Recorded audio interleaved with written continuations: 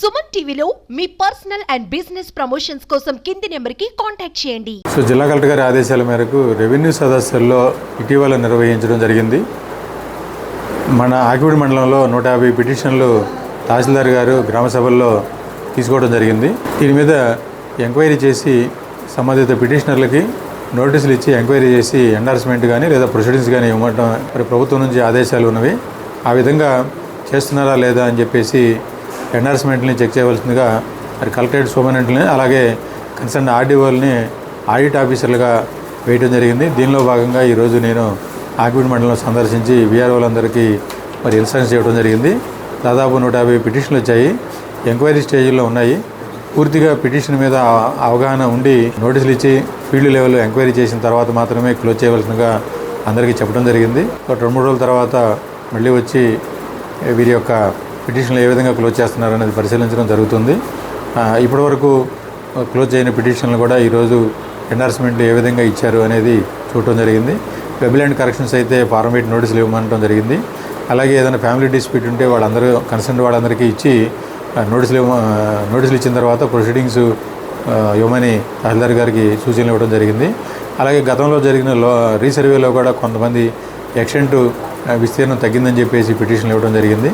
అలాగే 22A కింద కూడా కొన్ని పిటిషన్లు తీసుకోవడం జరిగింది. దానికి సంబంధించి పూర్తి అవగాహన కల్పించడం జరిగింది. అలాగే ఏదైతే రీసర్వేలో ఎక్స్టెంట్ తగ్గిందని పిటిషన్లు వచ్చాయో వాళ్ళందరికీ 92 నోటీసులు ఇవ్వమని అలాగే ఆర్డర్స్ పాస్ చేయమంటం జరిగింది.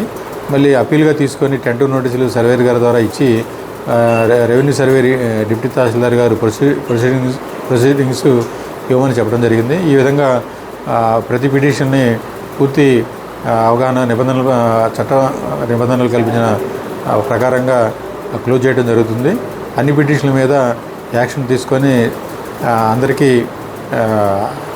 సమస్యలు పరిష్కరించడానికి చర్యలు తీసుకోవడం జిల్లా కలెక్టర్ గారు అలానే జాయింట్ కలెక్టర్ గారు సూచనల మేరకు ఈ సమీక్ష సమావేశం నిర్వహిస్తున్నాము. ఈ విధంగా జిల్లాలో ప్రతి మండలంలో తిరిగి అన్ని పిటిషన్లు మేము కూడా పరిశీలిస్తామని చెప్పేసి తెలియజేస్తున్నాం.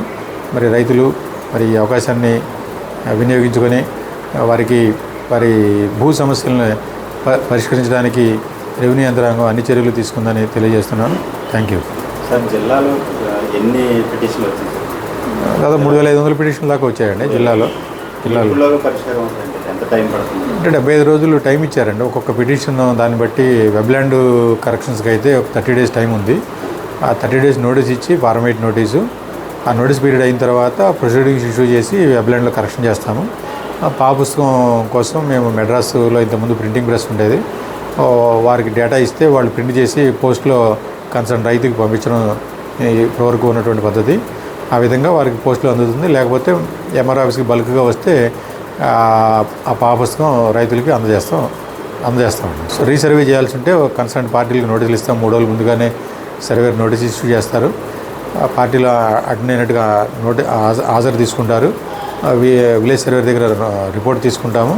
ఏదైనా డిస్ప్యూట్ పరిష్కారం అయితే ఎండార్స్మెంట్ ఇస్తాము. ఒకవేళ అప్పీల్గా తీసుకొని మళ్ళీ మండల సర్వేర్ గారి ద్వారా రీచెక్ చేయిస్తాము. సో ఎండార్స్మెంట్ ఎలా ఇచ్చారనేది ఆర్డీఓ గారు ప్రాపర్గా ఎండార్స్మెంట్ చెక్ చేస్తారు. ఒకవేళ ఎండార్స్మెంట్ సరిగా ఇవ్వకపోతే మళ్ళీ ఒకసారి పునర్విచారణ చేసి సరైన రైతుకి న్యాయం చేసే విధంగా సమస్య పరిష్కరించే విధంగా చర్యలు తీసుకుంటారు.